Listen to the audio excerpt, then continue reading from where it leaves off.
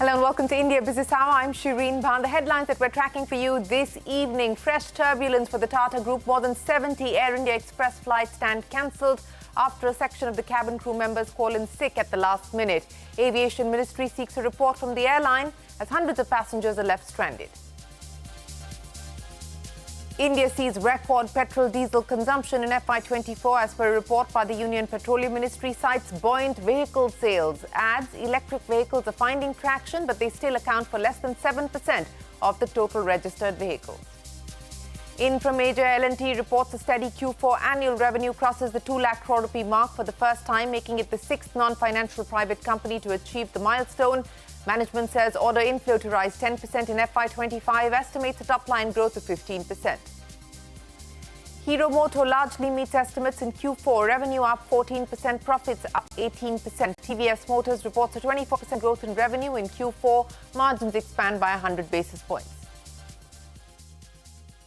लेकिन जब से चुनाव घोषित हुआ है,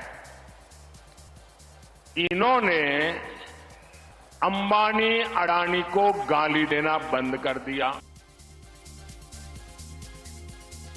Prime Minister Modi attacks Rahul Gandhi in the Congress party at an election rally in Telangana, accuses 2 top business houses of funding the Congress party this election season. Congress leader Priyanka Gandhi hits back, says the comments are a sign of nervousness.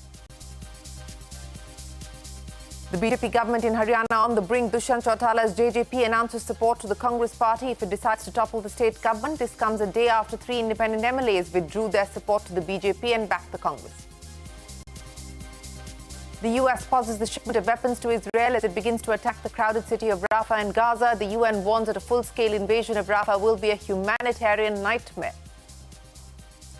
Uber meets estimates in the first quarter despite reporting an unexpected loss of $654 million. The CEO Darakush Shahi says losses have nothing to do with operating business, and this was due to the markdown of equity investments. The Google wallet comes to India. The company says the digital wallet will allow users to store airline boarding passes, travel tickets, movie tickets, parking receipts and more. Apple unveils a new range of tablets at an event in London, releases the thinnest new iPad Pro and a redesigned iPad Air. Both products will be available from the 15th of May. As always, let's start with the day's market action. The markets did erase their intraday gains amidst volatility. The Nifty and the sensex ended the day flat. That's not the story. Take a look at the Nifty. Absolutely unchanged. This is not very often that we've actually seen happen for the Nifty closing unchanged today. The sensex closing about 50 points low. The Nifty bank lost 0.5%. The Nifty mid-cap closed higher and was outperforming the broader markets today. Now, India's economic growth could touch 8% in FY24. That's according to the Chief Economic Advisor to the government, Anant Nageshwaran. Speaking at an event, Nageshwaran said that India's economy can sustain a growth rate of more than 6.5 to 7% in the coming years. Take a look. Moving those impediments such as deregulating the compliances and the inspections we have at the local and state government level, etc., and continued investment in focus on skilling, as well as the health dimensions of our young demography. All those things will help us grow at a steady rate of even maybe close to 7%. And the more we address some of the legacy issues, it can even rise further based on domestic economy strengths. Well, that's the Chief Economic Advisor. India witnessed record petrol and diesel consumption in FY24 as per the Petroleum Ministry. Oil marketing companies have seen a growth rate of 6% in the sale of petrol. The report also points out that electric vehicles are finding traction but still account for less than 7% of the total vehicles registered as things stand. Sapna with more insights from the report. Sapna. Well, the Petroleum Ministry's report does have some interesting insights. One, of course, the fact is that both petrol and diesel consumption, have been extremely strong in the last couple of years. There is a strong uptake. Petrol particularly has been showing a quantum jump in terms of consumption. So if you look at the last financial year, OMCs sold around 37 million metric ton of petrol, and the monthly average for petrol consumption is now over 3 MMT, which the report report says very clearly is an all-time record. One of the reasons for this, of course, is that vehicle ownership in India has grown manyfold, and this is giving a big boost to your fuel sales. Particularly if you look at the passenger vehicles, well, the registrations here were over 42 lakh in the last financial year. Over 60% of them were SUVs. And plus the EV penetration is very low. So this is one of the major reasons why the petrol sales have done extremely well. Similarly, in terms of diesel consumption, well, this has been over 90 MMT in the last financial year. The forecast for this year is around 92 MMT. This, of course, is on the back of economic activity. But having said that, the fact remains that even in the coming years, the government does expect the petrol and diesel sales to be on the uptake. Because of the economic momentum and also because of vehicle sales taking off in a big way, and EV penetration still extremely low, at least for the moment. All right, Sapna, many thanks. Staying with the auto space, where India's retail sector has achieved a 27% growth year-on-year in April. That's as per data from the Federation of Automobile Dealers Association. Passenger vehicle sales up 16%. Two-wheeler sales picked up pace, up 33% year-on-year. Commercial vehicle sales up only 2% compared to April last year. Moving to the aviation sector, where the Tata Group faces fresh turbulence after more than 70 Air India Express flights were cancelled today. In a statement, the airline says a section of the cabin crew called in sick at the last minute, and the company is engaging with disgruntled crew members. There were chaotic scenes at several airports as hundreds of passengers were left stranded. Air India Express has also apologized to passengers for the cancellations. Danish is here with more on what has led to this situation. Danish. Well, sources have told CNBC TV18 that this crisis was brewing in the airline for a long time. AirAsia India is currently in the process of being merged with Air India Express, and the Air Express employees have highlighted alleged mismanagement. The Air India Express employee union also wrote to Tata Sons chairperson Mr. N. Chandrasekhar in April, highlighting the same. The union has alleged that there is a glaring lack of equality in the treatment of employees. Salaries, experience and merit is being disregarded, with internal job postings now being filled by external candidates, bypassing qualified internal candidates. The union has alleged that essential allowances such as HRA and DA, which were part of the employees' compensation prior to the merger, have been entirely removed, resulting in significant reduction in take-home pay. In fact, the Union Labour Ministry has also sent 2 show-cause notices to Air Express over the past few months. The fact that Air Express employees are reporting sick only implies that the issue between Air India Express Union and the Air India Express management have not been resolved at all. Danish, many thanks. Former Chief Minister of Jammu and Kashmir, Ghulam Nabi Azad, was among those passengers stranded at the airport, including, of course, hundreds of passengers around the country. तो हम सोच रहे थे कि अब सबक कुछ मिलेगा, लेकिन कोई सबक इनको मिलता नहीं है। और कैंसिल हो गई तो सुबह ही बताना था कैंसिल हो गई। बेवकूफ क्यों बनाना सबको? बेचारे हजारों लोगों को भी अभी आधे घंटे बाद जाएगी, आधे घंटे बाद जाएगी, आधे 4 घंटे से, और अभी जाएगी नहीं। मुझे नहीं लगता ये जाएगी। इसको तो एयर इंडिया को बंद कर देना चाहिए दोबारा। Overall merger of 4 aviation entities by the Tata Group, which is an extremely ambitious and challenging program. And it pits, airline staff of different cadres and categories, really, and seniorities and salaries to become one. And I think this is what is emerging now. And we can see, we've read the letter has been widely reported in the media. There's significant concerns that the cabin crew have expressed. Let the operations of each airline continue to operate in their own brand, in their own method, so that people slowly you start, and at the same time, you slowly start bringing in that corporate culture, which is towards the common vision, so that 3, 4, 5 years from now, you are ready to bring airlines together. Well, mergers and integration always complex, and Air India in the midst of doing that across its various airlines. Of course, Air India Express is the low-cost carrier where AirAsia India is being merged into it, and you also have the Air India and Vistara merger, which is currently underway. Earnings corner. L&T reported a steady set of numbers in Q4. The company's revenue surpassed the 2 lakh crore rupee mark for the first time in FY24. This makes it the 6th non-financial private firm to achieve the milestone after Reliance, Tata Motors, Tata Steel, TCS and Hindalco. In response to CNBC TV18's query, the company's management says it expects order inflows to grow 10% this financial year. Top line growth of 15% and it pegs core margins at 8.25%. From L&T now to Hero Moto, posting an inline performance for Q4, meeting all parameters. Net profit up 18% year-on-year, revenue up 15%. Hero Motor management says it expects this year's new launches to drive its market share higher. From one auto major to another, TVS Motor reporting a mixed set of numbers in Q4. Revenue and margins in line with estimates. Net profit slightly below what the street was expecting. On an annual basis, net profit rose 18.3% to 485 crores.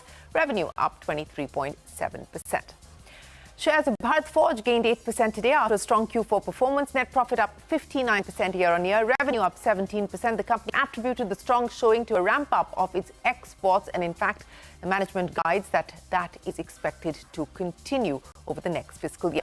Tata Power's net profit grew 15% in Q4, helped by strong energy demand and amidst the heat waves in the country. Meanwhile, revenue from operations up 27% year-on-year. The board has also recommended a final dividend of 2 rupees a share for the financial year ended March 2024.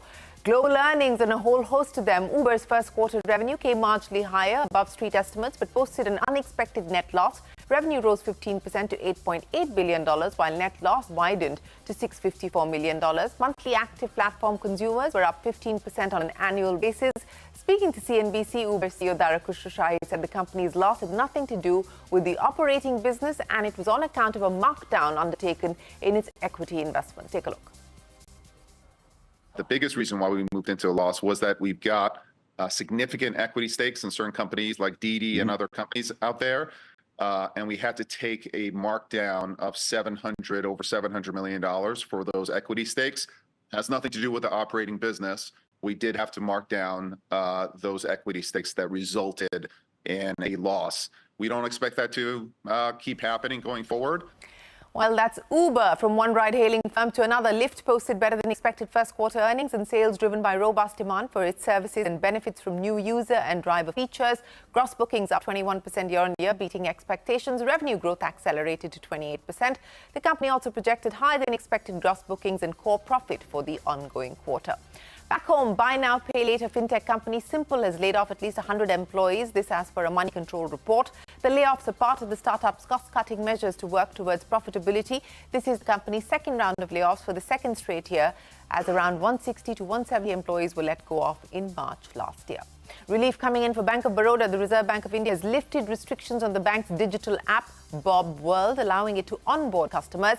Remember, the RBI had restricted the bank from onboarding new customers on its digital lending platform in October of 2023. Following the RBI's direction, the bank clarified that it had carried out corrective measures to address the concerns highlighted. So, good news coming in there for Bank of Baroda.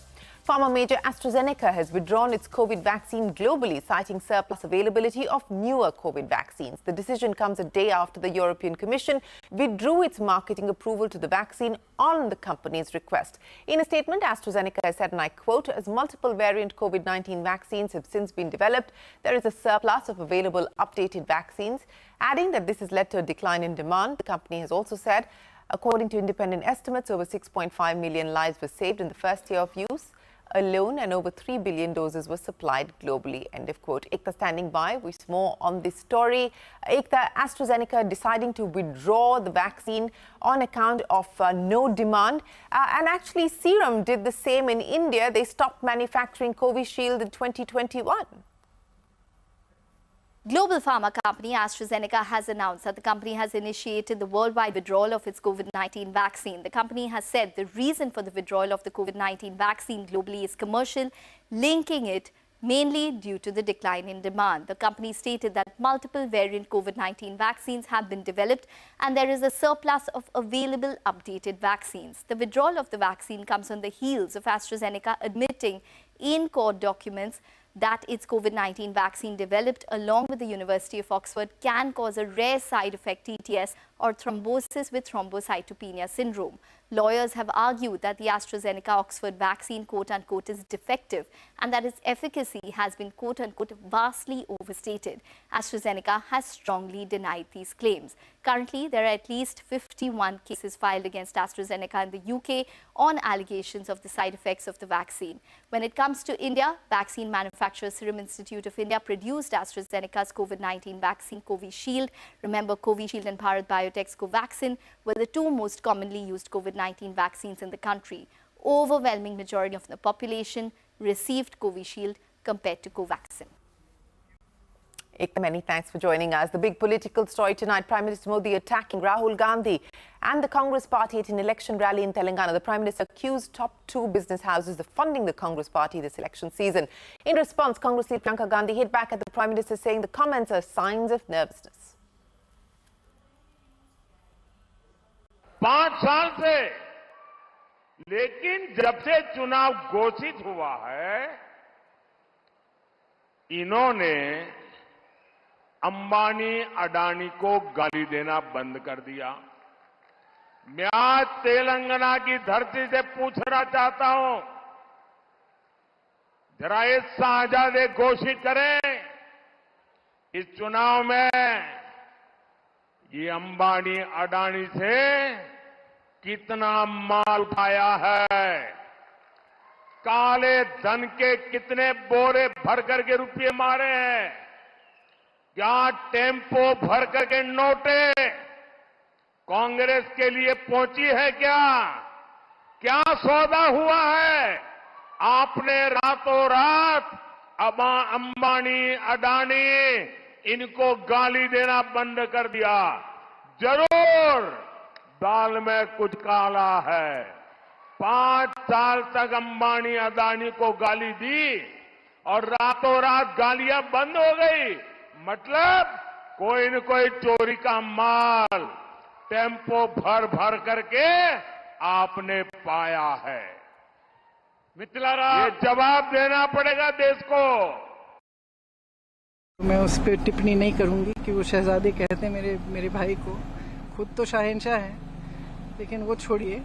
लेकिन बहुत सफाई दे रहे हैं। आपने सोचा है क्यों दे रहे हैं? देश की पूरी संपत्ति पकड़ा दी इन खरबपतियों को। देश देख रहा है, देश समझ रहा है।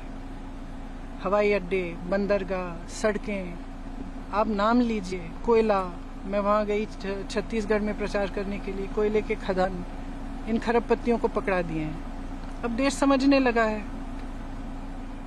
अगर कोई सिर्फ अपनी छवि के बल पर जनता के सामने जाता है और उस छवि के अलावा कुछ गहराई नहीं है, तो एक दिन तो आएगा ना जब जनता समझेगी कि ये तो सिर्फ छवि थी, असलियत क्या है। अब वो दिन आ रहा है। जब वो दिन आ रहा है तो घबराहट हो रही है। घबराहट हो रही है तो सफाई दे रहे हैं। And staying with political news, the BJP government Haryana on the brink. Dushyant Chautala's JJP has announced support to the Congress party if it decides to topple state government. This has come a day after 3 independent MLAs withdrew their support to the BJP and backed the Congress. But the Chief Minister of Haryana maintains that his government is not in a minority. आज देश के लोग कांग्रेस के उन अत्याचारों को समझ चुके हैं और इनकी बात में आने वाले नहीं हैं। ये झूठ का सिलसिला अब नहीं चलेगा। अब तो मोदी की गारंटी चलेगी। मोदी जी जो बोलते हैं उसको करते हैं, जो नहीं भी बोलते हैं उसको भी करते हैं।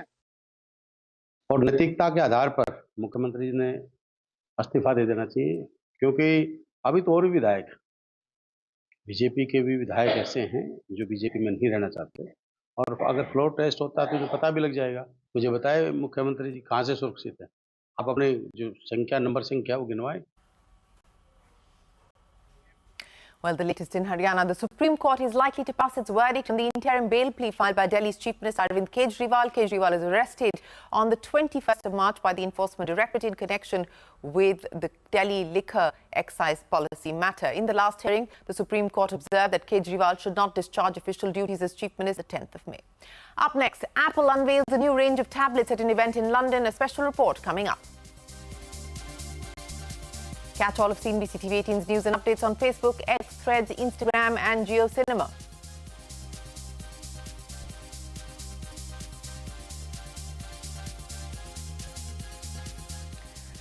The big global story, Israeli airstrikes continue to cripple Gaza, killing at least 27 people, including 9 children in Rafah. Israeli Defense Minister said military operations in the area will continue until Hamas is eliminated from the southern city and in the entire Gaza Strip. The US has paused the shipment of bombs to Israel amidst concerns over the potential use in Rafah. The UN has warned that a full-scale invasion of Rafah will be a humanitarian nightmare. Protests across colleges in the U.S. continue even as student encampments were forced to shut across campuses, including the University of Chicago. Hundreds of students at UC Berkeley rallied in solidarity with Palestinians on campus. Protests have also spread across universities in Europe. The German police broke up a protest by several hundred pro-Palestinian activists who had occupied a courtyard at Berlin's Free University. Protesters occupying a university building in Amsterdam hours after the police detained 170 people at a different campus location. Chinese President Xi Jinping gets a warm welcome in Serbia a day after his state visit to France. During his visit, Xi said that free trade agreement between both countries will commence from the 1st of July. This visit to the Balkan country coincides with the 1999 bombing of the Chinese embassy, where 3 Chinese journalists were killed. The next and last leg of 6-day Europe visit will be Hungary. Zomato's co-founder Deepinder Goyal has unveiled India's first crowd-supported weather infrastructure called Weather Union. This in a bid to provide localized real-time information on key weather parameters. He added that the online food delivery giant would open up access to the data of this weather infrastructure to everyone for public good as part of Zomato's give back strategy. Aishwarya is standing by with more. Aishwarya, take us through what Zomato is hoping to do with these weather stations. Recognizing that erratic and unpredictable weather conditions have become a permanent feature, consumer companies are adopting climate-smart strategies to risk-proof their businesses. In the latest move, food tech giant Zomato has developed a crowd-supported weather infrastructure that provides real-time and localized climate data. The platform, called Weather Union, is an on-ground network of 650 weather stations offering critical information on temperature, humidity, wind speed, rainfall, etc.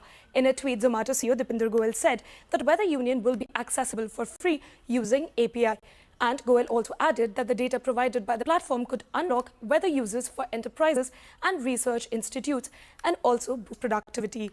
The platform was made in collaboration with Center for Atmospheric Sciences, IIT Delhi, and Zomato expects to see more partnerships. Weather Union will be part of Zomato's CSR efforts, Zomato Give Back. The company will bear the cost of the weather station, requiring volunteers to only share space. Zomato did not comment on the investment outlay for this project. Weather Union is currently present across 45 large cities and would soon be expanded. Back to you.